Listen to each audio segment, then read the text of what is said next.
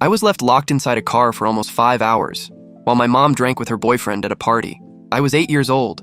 She always said she loved me, that she was doing her best, but I remember the sweat running down my face, the plastic seat sticking to my legs, the feeling that I was going to die right there. And when she finally showed up, with smudged lipstick and laughing like nothing had happened, all she said was, "Wow, you're still here? That was just one day. Just one of many." My mom was always the kind of woman who could lie with her eyes. When she wanted something, she'd be sweet, ruffle my hair, cook my favorite meal, call me my little angel. But if someone looked at me for more than 3 seconds, she turned into someone else. Her eyes would harden, her voice would drip with cold venom, and if we were alone, I could expect yelling, slaps, or worse. She never liked me, and it took me so long to accept that. Because what does a child do when they realize that the one person who's supposed to protect them is actually the one who breaks them the most? Today at 27, I look back and wonder how I survived, how I'm still able to sleep, how I didn't go insane. Maybe I did. A little. Maybe I just learned how to hide it better. But I need to tell this. Because if I hold it in any longer, I think my chest might explode. My mom's name was Karen. Beautiful, elegant. One of those women who got compliments from strangers on the street, even though they had no idea who she really was. You know the type. Charming with strangers, a monster behind closed doors. That was her. My dad. Well, he left when I was 4. I don't really remember his face. Just a fight, a slamming door, and my mom screaming that he was a coward. I grew up hearing that he abandoned us, that he never cared about me, that I was just another burden he got rid of. For years, I believed that. Today, I don't know what's true and what was her invention. She raised me alone, but not the way moms do in the movies. No cute lunchboxes or bedtime hugs. What I got was silence, distance, and a rage I never understood. Sometimes I felt like she hated me for being born, like my existence had ruined her plans. Maybe it had. Maybe she never wanted to be a mother. Our house was small but tidy. We had food, clothes, a bed. What we didn't have was affection. I remember once asking her to watch a cartoon with me, and she replied, "Don't bother me," without even looking at me. That was how it was. I was a nuisance, background noise, a presence she tolerated because she had no choice. When I was 6, she started seeing a guy named Travis. He was younger than her, covered in tattoos, the type who laughs too loud and loves to show off. I didn't like him from the first day. He looked at me weird, not violently, just like I was something worthless. And it quickly became clear that he saw me as an obstacle, a nuisance. At first, she tried to hide his disdain for me. She'd leave me with a neighbor when he slept over. Then, not even that. One night, I woke up to my bedroom door opening. It was him, drunk, looking for the bathroom. Nothing happened, but I panicked. I told her the next day. You know what she did? She laughed, said I was making stuff up, that I just wanted to break them up. Little by little, she started repeating that more often. That I was manipulative, that I was dramatic, that I was trying to ruin her life. And I believed her. I was just a kid, and if my mom said I was the problem, then it must be true, right? At school, I was quiet. My teachers said I was too shy. I wasn't shy. I just didn't know how to talk to people, how to trust them. I didn't know what emotional safety was. I didn't know what it meant to be heard. When I got good grades, she said it was my obligation. When I got bad ones, she called me stupid and said I'd never amount to anything. I tried to please her. I did the dishes, swept the house, did the groceries. She rarely praised me, only noticed when something went wrong. And when it did, oh, then hell broke loose. One day I dropped a glass on the floor. She was on her period or tired or mad at Travis. I don't know. Everything piled up. She slapped me so hard my head hit the doorframe. Then she started yelling, "Look what you made me do." Like it was my fault she hit me. Like I had provoked it. I felt trapped. Alone. With no one. The neighbor who sometimes looked after me stopped helping when I was about 8. Said she didn't want to get involved. The school never called child services. And my grandparents, they lived far away and honestly acted like I didn't exist. They only showed up at Christmas, bringing clothes that didn't fit and hugs that smelled like indifference. At 10, I started faking being sick to avoid school. Not because I hated it, but because it was the only place where someone might notice something was wrong. And I was afraid they would. Because in my mind, if anyone found out, I'd be taken from home, put in a shelter, separated from my mom. And as cruel as she was all I had. Yes, I loved her. And I hated loving her. Because loving someone who hurts you is a prison without bars. It's living in guilt all the time. And when Travis finally left, after punching a mirror and nearly slashing my face with the shards, I thought things would get better. But then she found someone else. Worse. His name was Victor. Unlike Travis, he was more discreet, colder. The kind of man who smiles without showing his teeth. The kind who speaks softly, but every word hits like lead.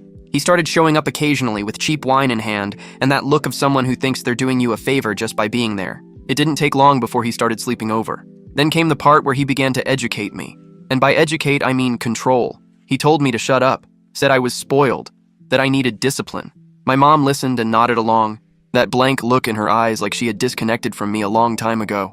One time, Victor found my sketchbook, the only place I felt free, and he tore it to pieces, said real men don't draw, that I needed to play soccer, get into fights, become a man.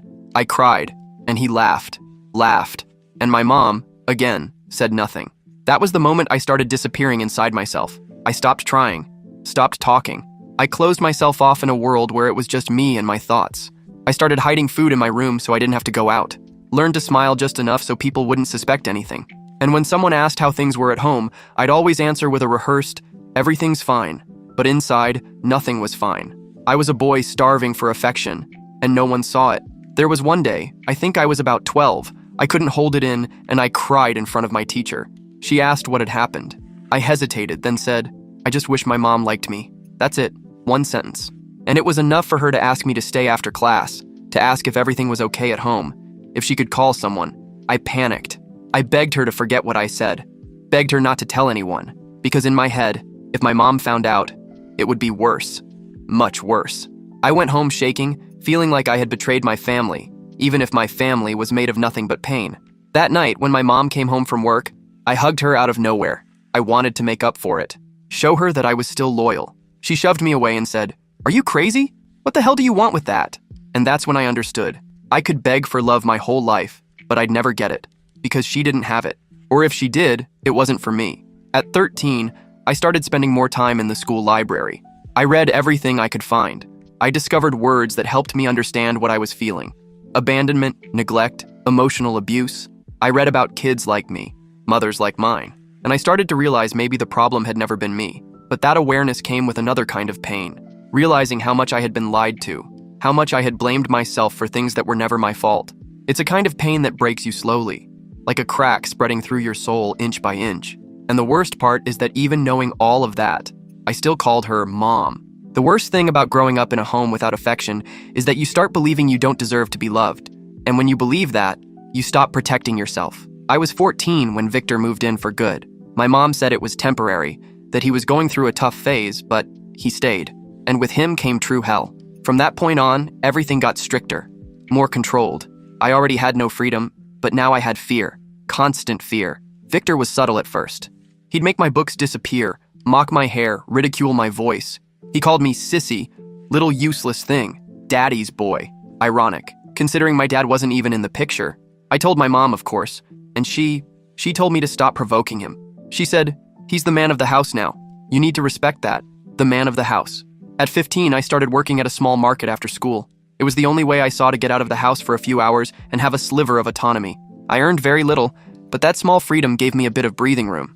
Even that, though, was turned against me. One day, Victor showed up at the market, said he was keeping an eye on me, and if I tried to do anything out of line, he'd know. I didn't understand. I asked what he meant by that, and he answered, "You know exactly what I mean, little faggot." Just like that. Dry, cold. I wasn't gay, but I wasn't sure about much either. I'd never had the space to think about it, but that moment stuck with me. The way he used even the possibility of sensitivity as an insult, as a threat. I felt dirty, exposed. After that day, he started going through my stuff. He read my diary, tore up a letter I'd written to a girl at school, called me pathetic. My mom saw it all. Not only saw it, she laughed. One night he came home drunk.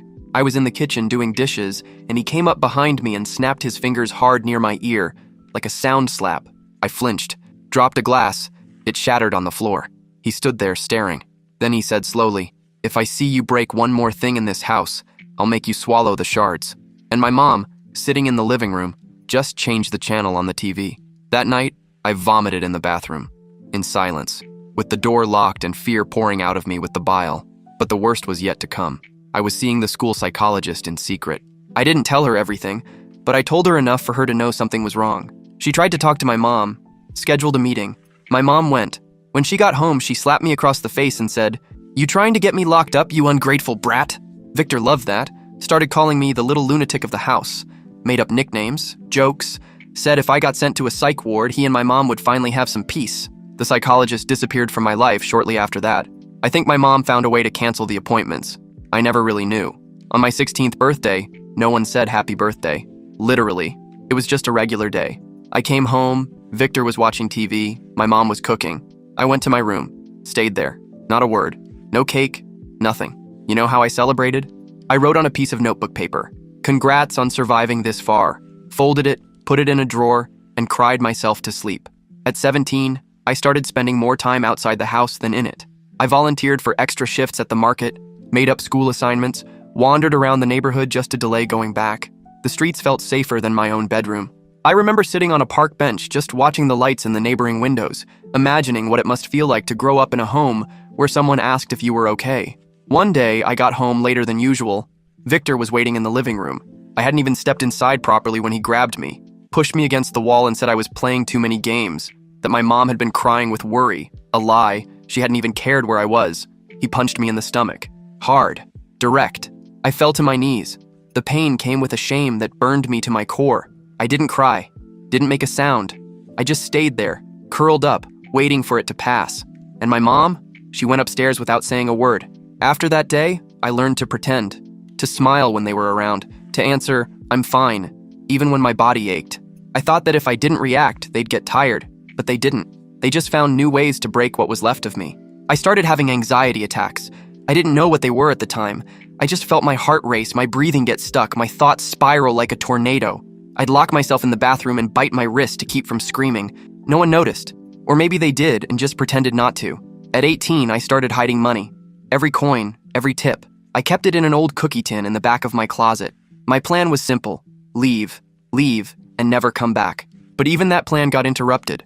One morning, Victor walked into my room without knocking, opened the drawer, went through everything, found the tin, opened it, counted the money, looked at me and said, "So this is it?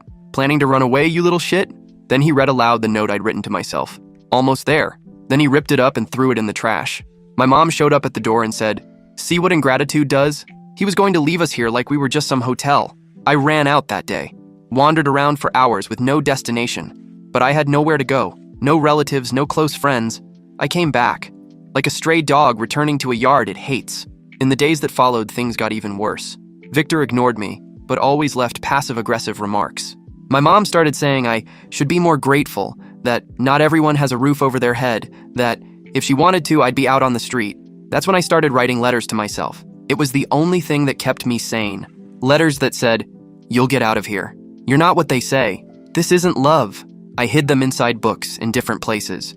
It was my way of remembering who I was, or who I wanted to be. But even with all that, I still hoped my mom would defend me, that at some point she'd look at me and say, "Enough." I hoped her maternal instinct would wake up, that she'd see what they were doing to me. That day never came. What did come was a letter from the public university I had secretly applied to. I had gotten in. Literature. I passed. I cried reading that letter in the market's bathroom. It was my chance, my escape. But when I told her, all excited, do you know what she said? "Oh, so now you want to go to the big city and become a faggot teacher? Isn't it enough that you shame me here already?" That's when I realized there was nothing left to save. Not from her, not from myself in that house. And yet, even after that cruel line, I smiled. I smiled because I understood that her contempt was actually my freedom. I didn't have to try anymore. Didn't have to please, convince, beg. She had made her choice, and it wasn't me. For the first time, I allowed myself to hate. And along with the hate came courage. The breaking point came on a gray Sunday afternoon. I already had my bags hidden under the bed, my enrollment documents printed, and a plan laid out. As soon as I received my final paycheck from the market, I would leave. Even if I had to share a room in a student dorm and eat rice and eggs every day, I just needed to get out of there alive. There were 5 days left, and in that window of time, my mom barged into my room without warning. She never knocked. Ever. She flung the door open, stared at me with narrowed eyes, and said, "Where's the money?" "What money?" I asked, my blood turning cold. "The market money. Victor said you got paid yesterday. You think you can hide things from me now?" I tried to breathe deep, fake calm. I answered, "Mom, that money is mine. I'm saving it to travel. I'm going to college. I got in. You should be happy." She looked at me like I'd just spit in her face, like I'd said the worst possible insult. "College? You're just trying to turn into one of those lazy leftist types. Gonna run off and say we abused you now? After everything I did for you?" Before I could respond, she started tearing through my room, ripped open my backpack. opened the drawer and found the college documents, the enrollment form, the scholarship approval. She crumpled everything in her hands and screamed, "You're not going anywhere. As long as you live here, you follow my rules." I stood up, for the first time without trembling. "Then I don't live here anymore." She laughed, thought it was a bluff, said, "Oh yeah? Gonna live where? On the streets? Gonna cry to some social worker? Go ahead. The door's right there, little boy." I walked to the wardrobe, pulled out the 2 backpacks I had packed. They weren't even full, just the essentials. Clothes, documents, the little money I had left. I walked past her in silence, and she just stood there, arms crossed, waiting for me to back down. But I didn't.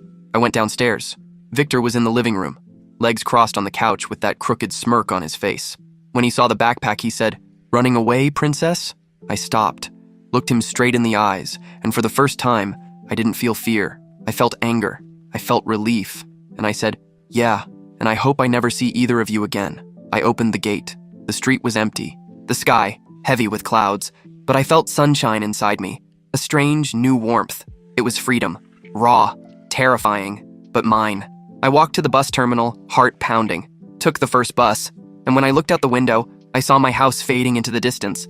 I saw my childhood dying there, and something inside me, maybe the 8-year-old boy locked in the car, finally breathed. At the interstate station, while I waited for the bus that would take me to the city where the university was, I opened my wallet and counted the money one more time. It wasn't much, but it was enough to get started, to survive the first few days until I found a job. I had more fear than certainty, but at that moment, even fear felt like a victory. I sat on one of those hard plastic benches on the platform and looked around. Mothers hugging their kids, couples kissing before saying goodbye, people crying and laughing at the same time. And there, in the middle of those movie-like scenes, I realized something. No one was going to miss me. No message, no call, no "where are you?" from her. The truth is, I didn't run away. I saved myself. And if in that moment I still doubted my worth, all it took was hearing the sound of the bus engine starting and feeling my body move forward down the road to understand. My life had finally begun. As the bus picked up speed, I closed my eyes, let my head rest against the cold window and took a deep breath. For the first time in years, no one was telling me to shut up. No one was controlling my steps. No one was making me feel small. There, on that dark road, with my heart racing and my eyes wet, I knew I will never again allow myself to be broken just to fit into someone else's expectations. Never again. Even with the sound of the engine and the headlights cutting through the night, what echoed loudest in my mind was the silence. Her silence. The absence of a gesture, of remorse, of any last trace of affection. That's what hurt the most. Not the slap, not the contempt, but the certainty that, in the end, she chose not to love me. And there, alone on that narrow seat, I let a single tear fall. Just one, the last one she'd ever get from me. The rest was mine now. The first few months away were tough. I arrived in the city not knowing anyone, sharing a tiny room with 2 freshmen who lived off instant noodles and video games. I slept on a borrowed mattress, kept my belongings in my backpack out of fear of losing everything, and counted coins to buy stale bread at the end of the day. But every sacrifice tasted like victory. I worked night shifts as a stock clerk at a supermarket and attended classes in the morning. I lived exhausted, with deep under-eye circles and a worn-out body, but I felt something new growing inside me. Dignity. For the first time, I was building something that was mine, with my own hands, with no one to belittle me, no one to call me a burden. I made friends with the campus librarian. She let me stay late to study, even after closing hours. She was the one who encouraged me to write, to tell my story on a small blog the university maintained. She said my words were powerful, that they were true. At first I hesitated. To write that? To tell? To relive it all? But as soon as I started typing, the words came pouring out. I wrote everything. No names, but every wound hidden in the lines. And I published it. The following week, the post blew up among the students. Comments started coming in, people saying they had gone through similar things, that they cried while reading it, that they finally understood their own pain. And I cried too. But this time, it wasn't out of sadness. It was relief, because someone was finally listening. At the end of the semester, a professor called me in. He said he'd shared my story with a small publishing house that supported young writers. They wanted to talk to me, see if I'd be open to writing more. I said yes without thinking twice. In the months that followed, my story became a series of essays, small fragments of my childhood, of the silence, the abandonment, the fear, all narrated with the same pain I had carried for years, but now, from a safe distance, as if I were finally outside the fire. One day, I received a message. Unknown number. It was her. "I read what you wrote. I can't believe you had the nerve to expose our family like that. Ungrateful. That word again. Ungrateful. But this time it didn't hurt. For the first time I read it and laughed. Not out of mockery, but out of liberation. Because I knew, deep down, that she expected to get to me. That I would go quiet again. That I'd erase everything. Instead, I replied with just one sentence. You taught me how to survive the worst. Now I know how to live without you. She didn't respond, but the messages kept coming. From distant relatives. From neighbors. From people from the past. Some accused me, said, you shouldn't air dirty laundry in public. Others, secretly, admitted they knew, that they saw, that they heard, but never did anything. I didn't care anymore. The publisher signed me for a book deal. It was small, modest, but it had my name on the cover, my story, my truth. And on launch day, when I walked into the little bookstore downtown and saw my book on the shelf, something inside me healed. It didn't disappear, but it didn't hurt like before. At the autograph table, I saw unfamiliar faces, people full of emotion, people who thanked me. And then, in the back of the store, standing near the door, her, my mother, wearing the same coat she wore years ago, with that same hard stare. For a second, I thought I'd fall apart, but I didn't. I stood tall. She didn't approach, just looked at me, and left. And in that moment, I knew. She no longer had any power over me. I kept signing books, smiling, hearing stories that mirrored my own. And even though my heart beat faster from seeing her there, I didn't tremble. I didn't go after her. I didn't fixate on trying to understand her presence. Because for the first time, that's all she was. A distant, irrelevant presence. That night, I walked home. It was drizzling, and I let myself get wet. Let the rain wash off whatever was still stuck to me. The fear, the guilt, her shadow. And when I got home, soaked to the bone, I looked in the mirror and finally recognized myself. A few days after the launch, I got an email from a journalist at a major news site. She wanted to do a feature on my journey. Said my text had gone viral on social media, that many people related to it. I hesitated. I was afraid of exposing too much, of making public something that still hadn't fully healed. But I said yes. The article came out a week later with the title, From Silence to Scream, How a Young Man Survived His Own Home and Turned Pain into a Voice. That was it. For the first time, someone told my story and called me a survivor, not ungrateful. After that, I was invited to speak at a public school. I sat in front of a classroom full of teenagers and told them what I lived through and what I overcame. When I finished, a girl raised her hand, eyes full of tears, and said, "You said everything I've never been able to say." That broke me, because that's why I write, to reach those who are still in the middle of the storm.